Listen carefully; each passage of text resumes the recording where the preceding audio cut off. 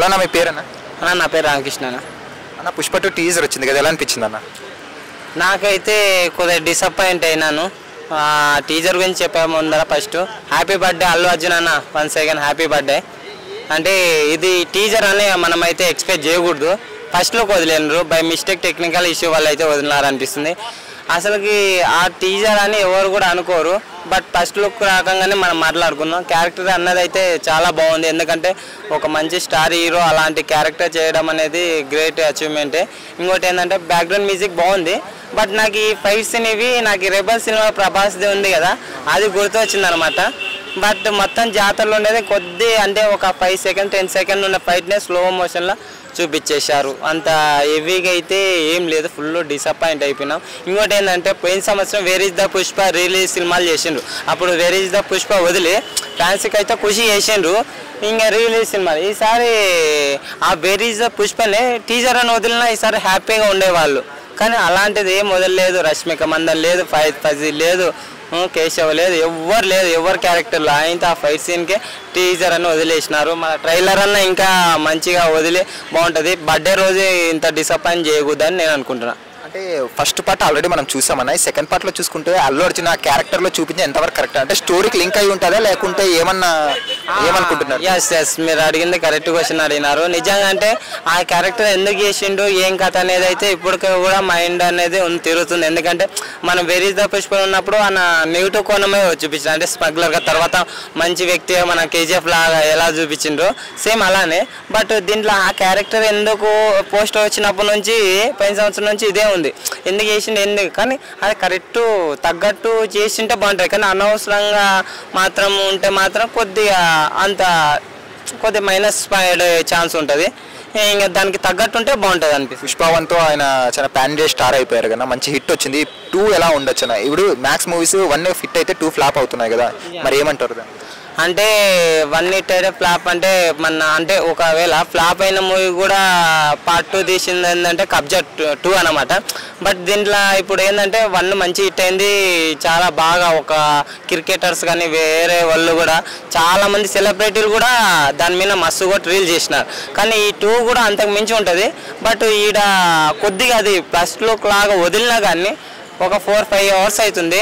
1.5 కోటి మంది చూసినారంటే అది ఐకాన్ స్టార్ రికార్డ్ అని చెప్పాలి. ఓవరాల్గా మీరు ఏమంటారు? మీకు నచ్చిందంటారా లేదంటారా అన్నట్టు teaser?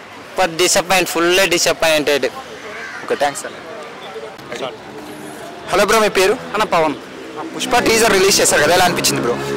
Pushpa rule the begin అని ఎక్కువ పెట్టారు. అంటే నిజంగా ఆ రూల్ అనేది మాకు కనిపించలేకపోయింది అన్న. నిజంగా మాకు చూసి మీరు చూడానన్న, ఆ టీజర్లో చూసుకున్నప్పటి నుంచి ఒక బీజం వాడారు. ఆ బీజం ఎక్కడో మాకు కనెక్ట్ అవుతుంది అంటే ఇది కాపీ కొట్టారు అని ఫీలింగ్ వస్తుంది.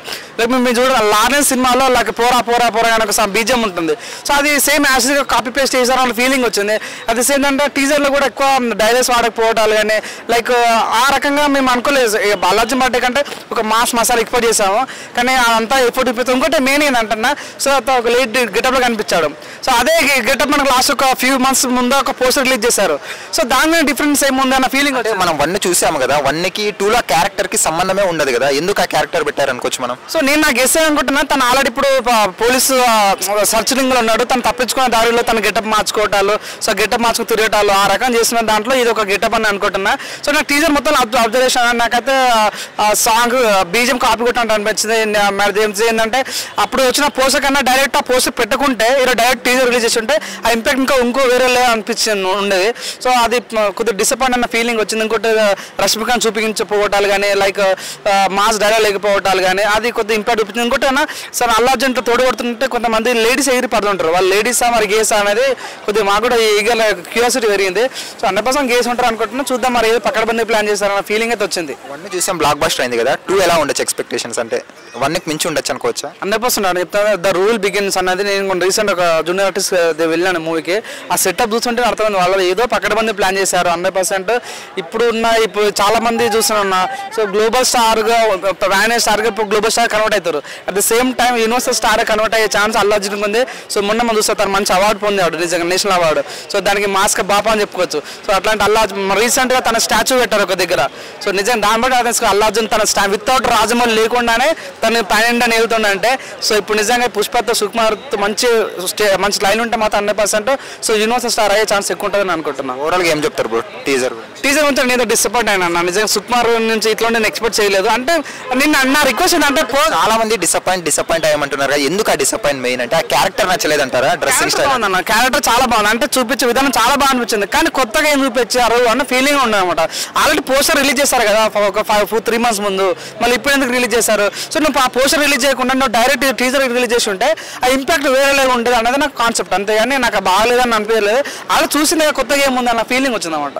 Okay, thanks. ఓకేనా సార్. హలో బ్రో, మీ పేరు? అజయ్. పుష్ప 2 టీజర్ రిలీజ్ చేశారు కదా బ్రో, ఎలా అనిపించింది బ్రో మీకు? యాక్చువల్గా పుష్ప 2 చాలా బాగుంది. పుష్ప 1 కంపేర్ చేస్తే ఇంకా బ్యాక్గ్రౌండ్ మ్యూజిక్ కానీ మొత్తం గ్రేడింగ్ కానీ చాలా బాగుంది టీజర్. యాక్చువల్గా గ్లిమ్సీ మొత్తం అంటే సుకుమార్ అన్నట్టు ఒక సుక్కు సంభవం అంటాం కదా, అట్లా చూపించాడు ఒక పుష్ప మాస్ జాతర అన్నట్టు. సో చాలా ఎక్స్పెక్ట్ చేయొచ్చు పుష్ప 2. కానీ చాలా మంది పబ్లిక్ అంతగా మాకు ఈ టీజర్ నచ్చట్లేదు అంటున్నారు కదా, దానికి కారణం ఏమనుకోవచ్చు? అంటే ఆ గెటప్ చూసి నచ్చట్లేదు అనుకుంటున్నారా?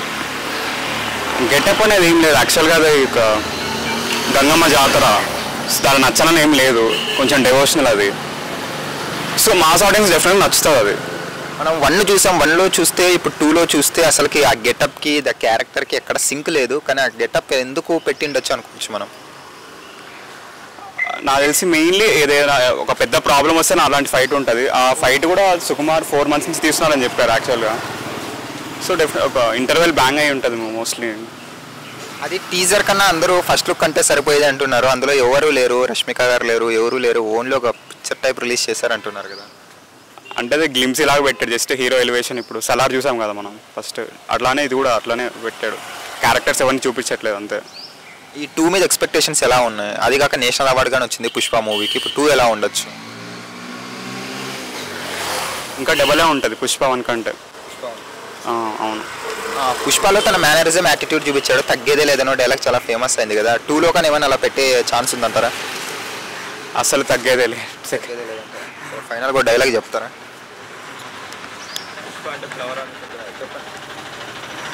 పుష్ప అంటే ఫ్లేవర్ అనుకుంటేవా, ఫైర్ తగ్గేదేలే.